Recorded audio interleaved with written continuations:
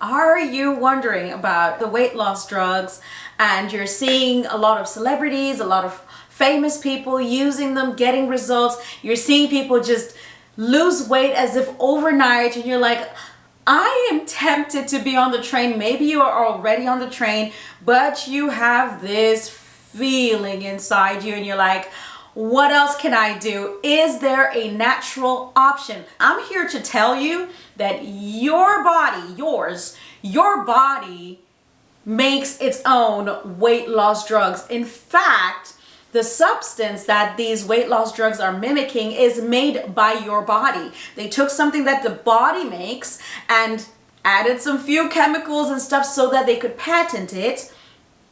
And then they're selling it to you, but your body makes it. Your body makes it. It makes the original version, which has no side effects. Listen, today, we are not really going in that direction. I'm going in a different direction.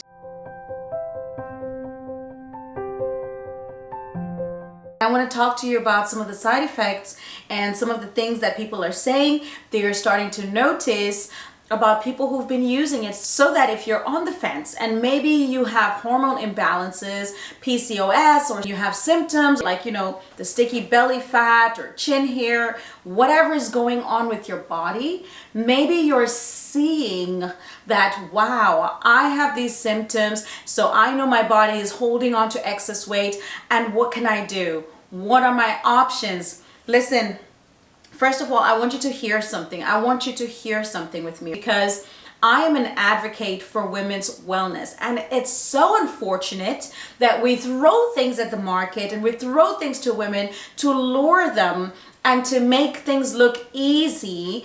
And a ton of money goes into people's pockets, and then years later we have those commercials on TV, right? If you or a family member has been affected by this medication, call this number. Guess what? You don't get your life back. You don't get your health back. You hardly get any money. I mean, after the lawyers take their cut and everybody else gets a few dollars, sure. But what does that actually do for you? So today we're talking about a clip that I heard in the news about this weight loss drug. I want you to listen to it with me, okay? I'm just gonna play a short part of it, but I will link the whole thing below so you can hear it in context. Context is everything. I'm going to change the subject for a second here. I know you've been talking to your Beverly Hills plastic surgeon about what Ozempic can really do to your body. Okay, fill us in. What can Ozempic really do? I went in for a routine Botox injection because I'm a health expert, but I'm not a nun, for goodness sake. So here she goes into her doctor for her routine Botox treatment, and it's right here when she starts talking about what the doctor shared with her. So listen up with me. And he always downloads me kind of on the latest and trends of what's going on in skincare and health and what he sees in his office. And he was just basically unloading on me about how he's noticing some of his patients, obviously he did not name names, some of his patients on Ozempic are not healing properly, that the skin doesn't just look older, it's behaving older. And I looked into it a little bit because I thought, okay, this is crazy. This is obviously more than just, oh, we're losing some subdermal fat. And it turns out that there are studies that suggest we're seeing a breakdown in structural proteins. So elastin, collagen, hyaluronic acid. And one of the theories is that Ozempic is actually deactivating adipose stem cells in our skin, in the subdermal layer of our skin, that produce these structural proteins. Okay, I'm just gonna pause there and talk about what these are. Structural proteins are the things that keep you looking youthful and supple, and when you start to lose that, you start to age, basically looking older. And for some women, looking older is in fact a symptom of hormonal imbalance. So everything she's describing here just, makes sense with using these chemical supplements. But let's listen further. So that was just one of many things that I've been hearing from doctors lately on Ozempic. It's really something that needs to be thought through carefully before taking it.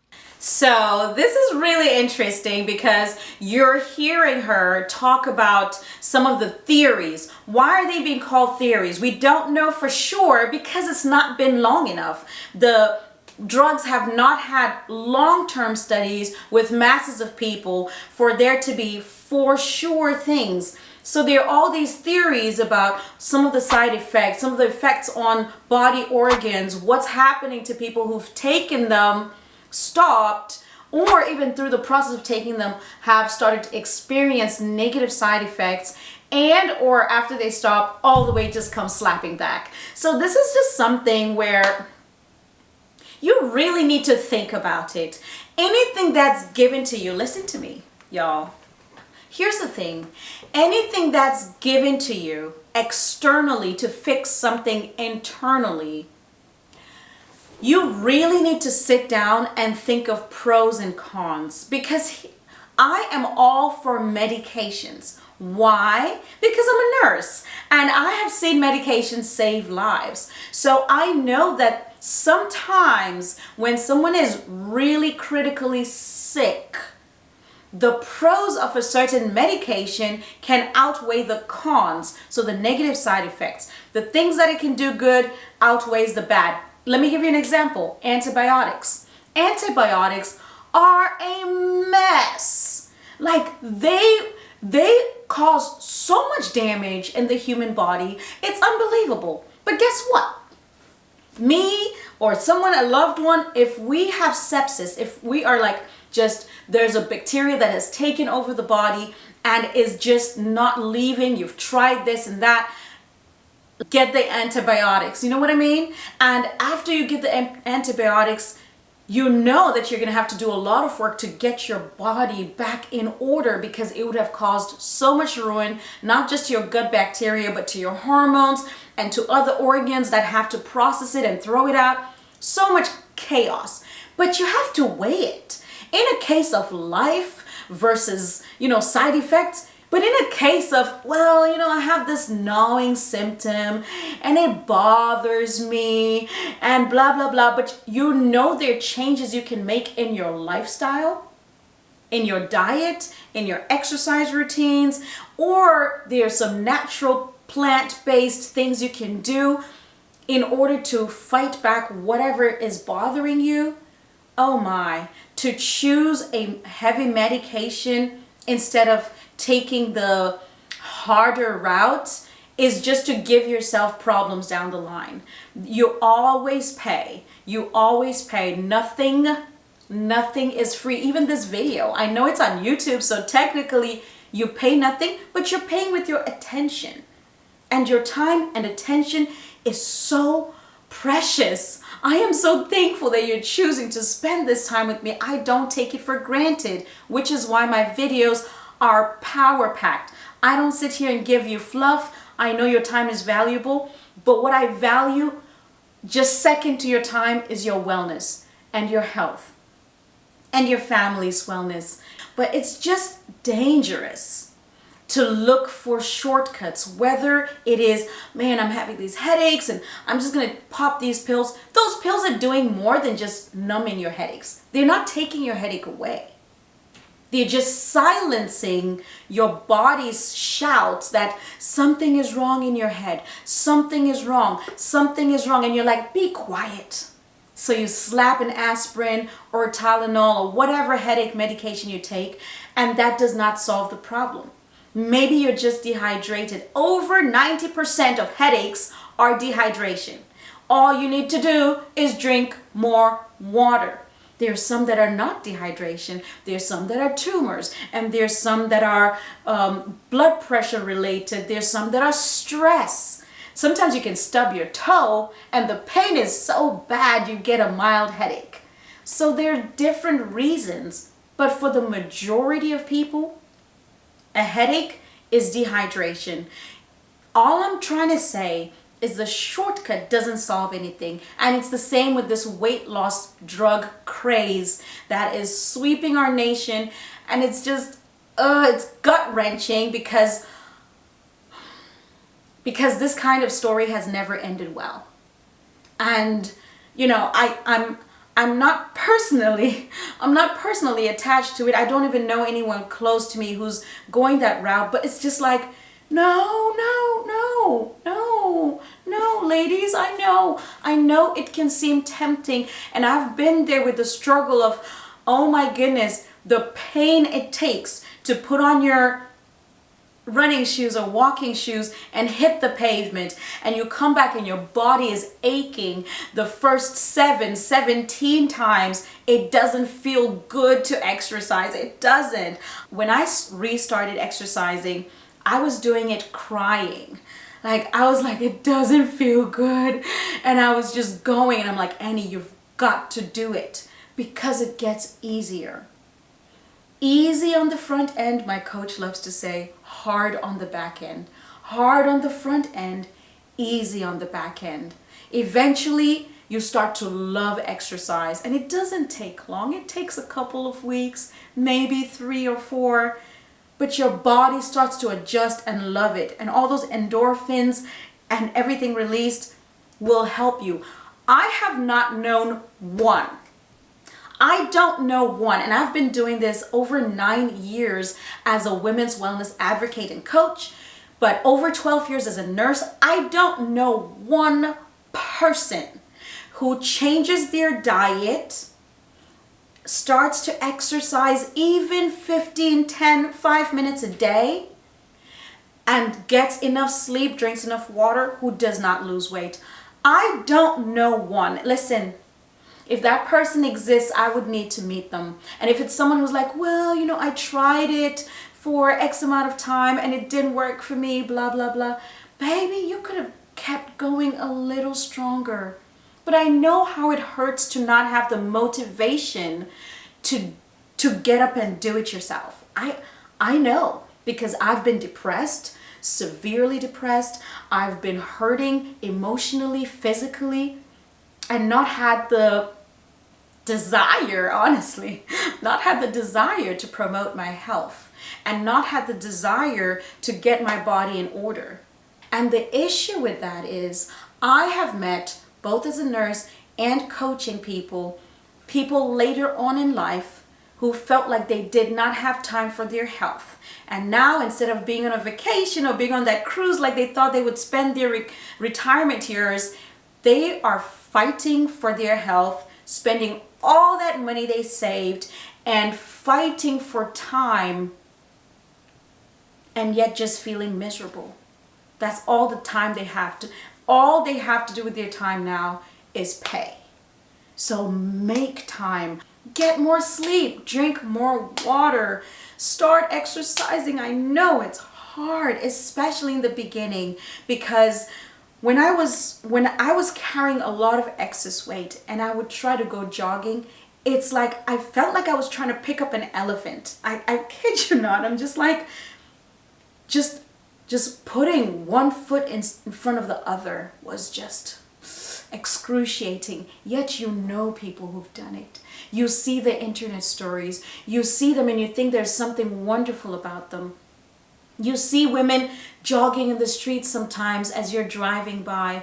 You see people beginning. We've all seen it.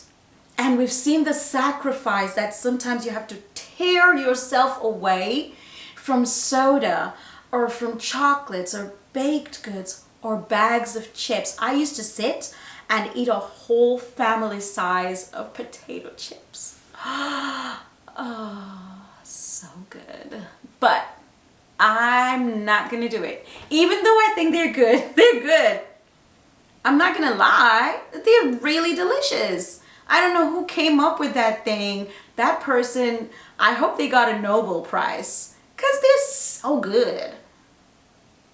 It's not something I keep in the house. Why? Because we'll all eat it. But if we go somewhere and we're living a little, that's what I teach. I teach balance. I don't teach like, cut yourself off and never. No, that's just from harmful things, yes. From drugs, alcohol, things that are tearing your life, yes. And sometimes we're addicted to certain foods. Yes, that might have to go.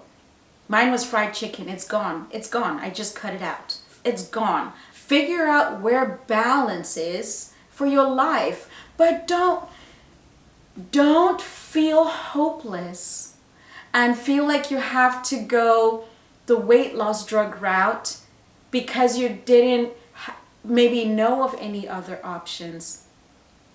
I teach women how to reset their hormones, whether it's the postpartum hormone mess or whether they're in their 60s and facing the challenges of menopause.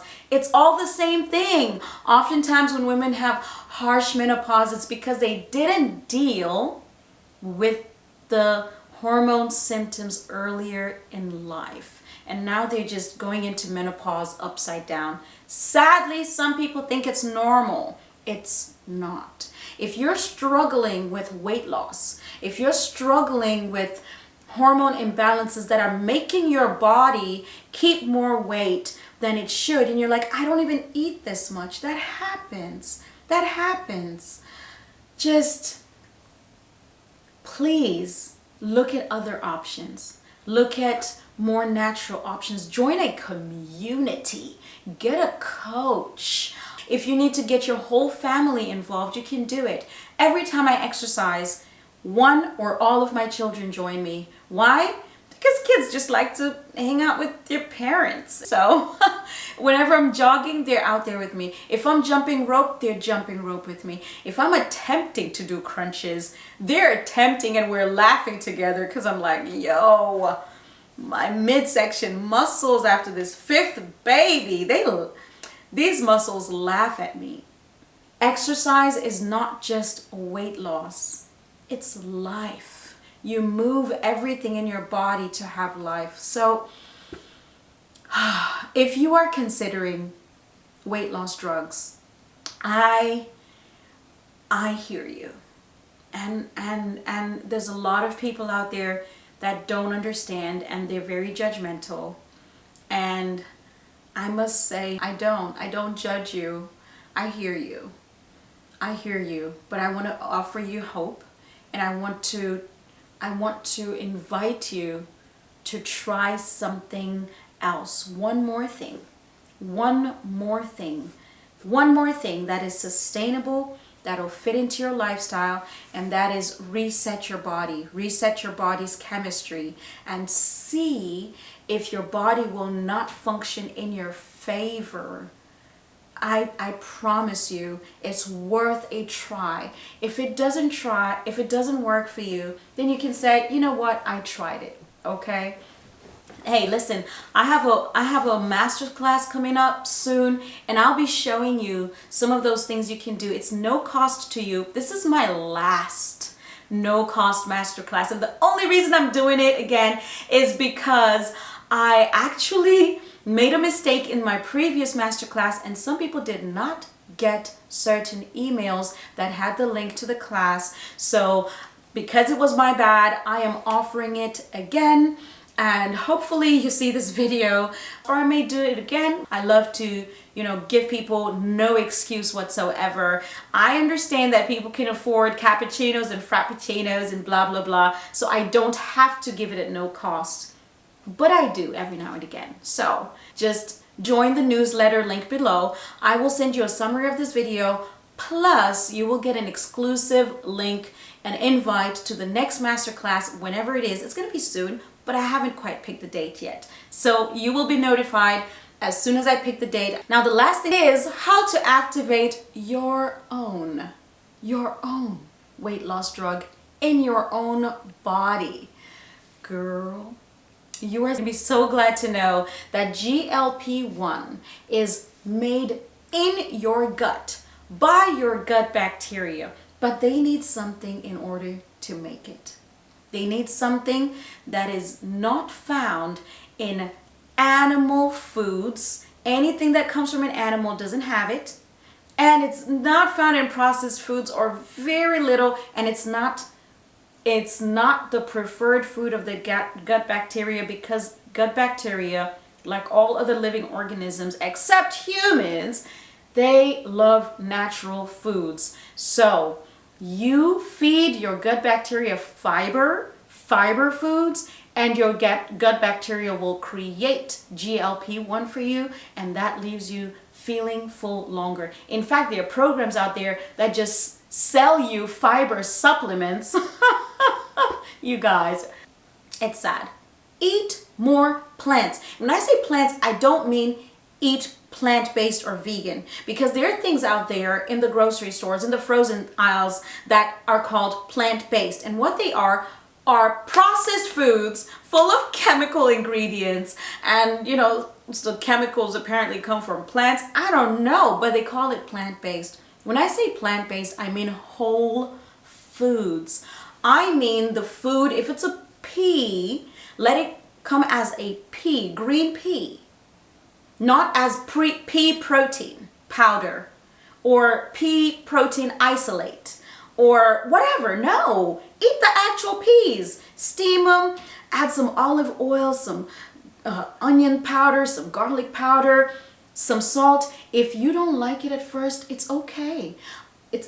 I'm so serious. When I started eating healthy, it wasn't my favorite thing. It wasn't. I really missed fried chicken. I did. And my bags of chips that I told you about, and fries. Oh my goodness, I could eat a whole large Five Guys fries, no problem. And I'm 5'1". So there's no judgment here. I like food, and I understand the difficulty in transitioning sometimes, but here's the thing. Your body renews its nerve systems every 21 days. So if for 21 days you can stick with it and eat a certain way and think thoughts like, oh, this food is nourishing me, as you eat it, as you eat that brown rice and those whole sweet potatoes, because carbs are not the devil, you know, you just have to eat whole grains. And the more ancient the grains are, like millet, and also legumes like lentils. In fact, your gut bacteria loves millet and lentils, and they produce the most like great fiber for your gut bacteria that it can then eat up and produce GLP-1 for you. It's an amazing, incredible body that we've been given. You will not be protein deficient. You will not be fat deficient. Eat avocados, eat olive oils. By the way, good fats help you lose weight. How crazy is that? Bad fats add to your weight. Good fats help you lose it. Take a tablespoon of coconut oil every morning, especially before you go running, and you don't need a energy boost supplement. Your body will create incredible energy for you to last you throughout the day. Your metabolism will boost. Eat whole foods. Eat whole foods. And most of it, I'm talking like 85-90% plants. If you can do 100% plants, bless the Lord for you. You will see results faster. But if you're not going to do that, and you're already struggling with different symptoms, including weight and or other hormone imbalance symptoms, eat at least 85-90% plants, whole foods, and you will be just fine. Don't forget to exercise and drink some water, okay? Listen, when you're starting to exercise, take it slow. 30 seconds a day is enough, because you don't want to hurt yourself so much that you are like, I'm not going to do it, or tear a muscle. 30 seconds the first day, maybe the first week, if it has been years or never since you exercised. 30 seconds a day for the first week. That's it. Set your timer. Do it. Don't do any more. Be honest with yourself. When it says 30 seconds up, stop. Next week, add another 30 seconds, or another 10, or another 20. All right, guys, I'm out of here. My computer is closed, so my mouth is gonna close too. Someone is like, she talks too much. I know. And there's so much more where that came from. But before I spew it at you, I will see you in the next video. Thanks for hanging out with me. Bye.